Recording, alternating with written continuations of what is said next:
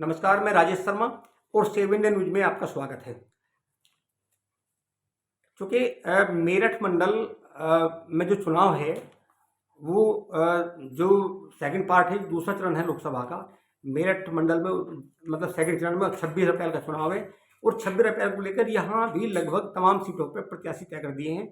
मैं अगर ताज़ी बात करूँ तो अभी तक चूँकि मेरठ में जिस तरह मेरठ और मेरठ के आसपास जो लोकसभा सीटें हैं, जिस तरह इस बार पूरा समीकरण साधा है विपक्षी दलों ने, सपा इंडिया अलायंस, कांग्रेस और बसपा ने जिस तरह प्रत्याशी को चयन किया है, उसने कहीं ना कहीं इस बार पश्चिमी उत्तर प्रदेश में बीजेपी की नींद उड़ा दी है। मैं अगर मेरठ की बात करूं तो मेरठ में ट्रिपल इंजन की सरकार है और ट्रिपल इंजन की सरकार 10 साल में एक व्यक्ति मेरठ जो बीजेपी के लीडर हैं, बीजेपी के लीडरशिप है, 40 लाख की आबादी में बीजेपी एक वो व्यक्ति तय नहीं कर पाई जो मेरठ से चुनाव जीत सके। इसलिए पैराशूट प्रत्याशी अरुण गोविल को मुंबई से लाके मेरठ में उतारा गया है। हालांकि बीजेपी में इस समय खेमेबंदी शुरू हो गई है। जो लोग लगातार काम कर रहे हैं उन लोगों का कहना है कि बड़ी संख्या में जो लोग हैं उन्हें बीजेपी ने दरी बिछाने के लिए रखा हुआ है और जब प्रत्याशी चयन का मामला आता है तो दूसरे प्रत्याशी को ला दिया जाता है। हालांकि विरोध है, इसको लेकर सपा ने भी अपनी रणनीति बदलती है। अभी अगर मैं सूत्रों की मानूं तो जो सपा और कांग्रेस इंडिया अलायंस के यहाँ प्रत्याशी भानु प्रताप सिंह थे, भानु प्रताप सिंह को अखिलेश यादव ने लखनऊ बुला लिया है और वहाँ सपा के नेताओं को बुलाया गया है। इस समय मुखिया गुजर और अतुल प्रधान लखनऊ में मौजूद हैं और हो सकता है कि शाम तक मेरठ से सपा इंडिया अलायंस का टिकट बदल जाए और अतुल प्रधान या मुखिया गुजर का टिकट लगभग हो सकता है।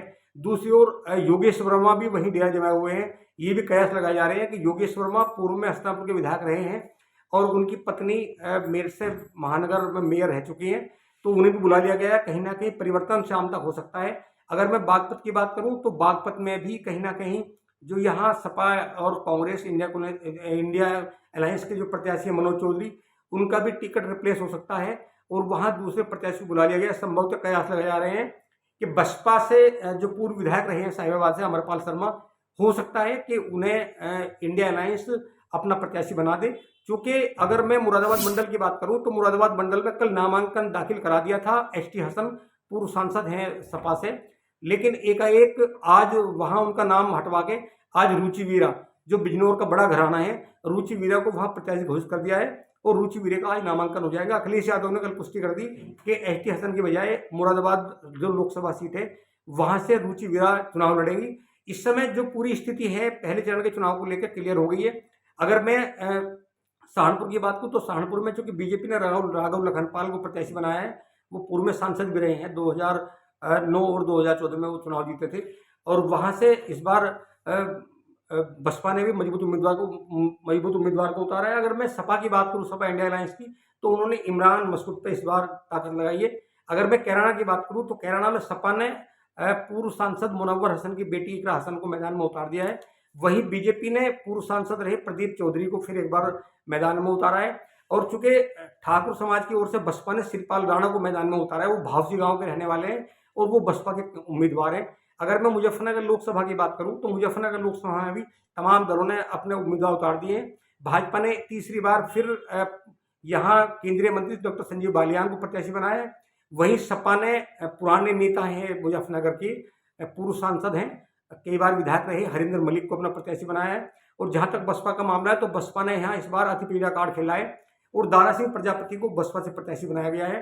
अगर मैं मेरठ की बात करूं तो मेरठ में अभी बीजेपी ने यहाँ अरुण गोविल, जो रामायण एक सीरियल में जो भगवान राम की भूमिका में थे, उन्हें यहाँ प्रत्याशी बनाया गया है। वहीं बसपा ने यहाँ देवव्रत त्यागी को अपना प्रत्याशी बनाया है। फिलहाल सपा के उम्मीदवार भानु प्रताप सिंह थे, लेकिन शाम तक बदलाव होने की कयास लगाए जा रहे हैं। अगर मैं बागपत की बात करूं तो यहाँ चूंकि रालोद और भाजपा गठबंधन की सीट है और यहाँ से रालोद से डॉक्टर राजकुमार सांगवान चुनाव मैदान में है। दूसरी ओर बसपा ने यहाँ बंसला को मैदान में उतारा है क्योंकि वो पहले दिल्ली से चुनाव लड़ चुके हैं, बसपा के पुराने लीडर हैं। अगर मैं बिजनौर की बात करूं तो यहाँ बिजनौर ने, चूंकि बिजनौर सीट भाजपा रालोद के गठबंधन में है, यहाँ चंद्र सिंह चौहान रालोद से मैदान में है। अगर मैं बसपा की बात करूं तो बसपा से यहाँ विजेंद्र सिंह मैदान में है। और अगर सपा और कांग्रेस की बात करें इंडिया अलायंस की, तो अभी तक यहाँ यशवीर सिंह प्रत्याशी थे, लेकिन 2 दिन पहले अखिलेश यादव ने यशवीर सिंह जो पूर्व सांसद हैं उन्हें हटाकर उनकी जगह दीपक सैनी को यहाँ प्रत्याशी बनाया गया है। हालांकि इस समय रोचक मुकाबला है तमाम पॉलिटिकल पार्टियों के बीच में। कौन जीतेगा कौन हारेगा ये तो मतदान के बाद तय होगा। लेकिन इस समय जो तमाम विपक्षी पार्टी हैं और सत्ताधारी पार्टी है, कहीं ना कहीं विपक्षी दलों ने बहुत सारी सीटों पर भाजपा को उलझा कर रखा है और कहीं कहीं भाजपा ने विपक्षी दलों के प्रत्याशियों को उलझा कर रखा है।